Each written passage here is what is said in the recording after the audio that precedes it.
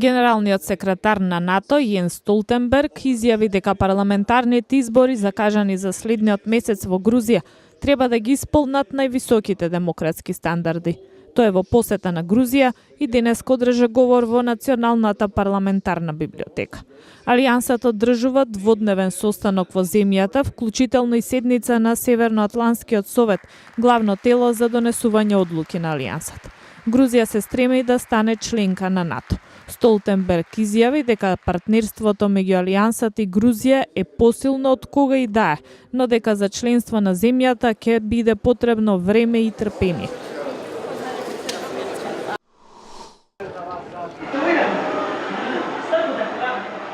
Стотици луѓе чекаат во редови за да добијат бесплатна здравствена заштита во пакистанската северно-западна област Мохманд.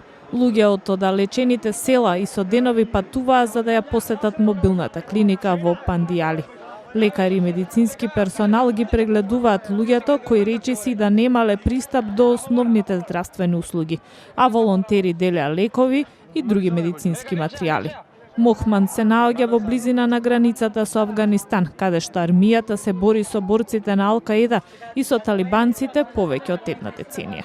Акцијата за преглед на луѓето ја организираше пакистанската црвена полумесечина.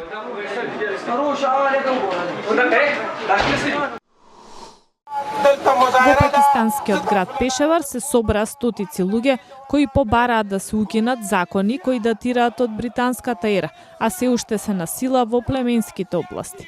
На луѓето им се приклучија адвокати и активисти за човекови права. Демонстрантите бараат да се укине законот за злосторство кој не важи во останатиот дел на Пакистан. Властите во племенските области имат големи овластувања при апсење на членови на семејства на осудени лица, дури ако и нивните роднини не биле вклучени во каква било незаконска активност. Осомничените исто така немаат право на жалба. Активистите за човекови права велат дека законите ги кршат основните човекови права. Владата на Пакистан неодамна изјави дека ќе преземе чекори со кои и племенските области ќе се стават во рамките на сојузниот правен и полициски систем.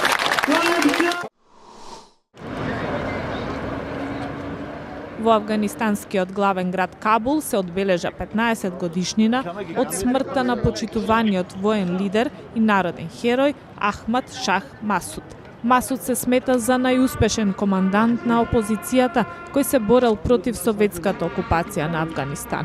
Извршниот директор на земјата Абдула Абдула беше меѓу оние кои му одадоа почит на воениот лидер.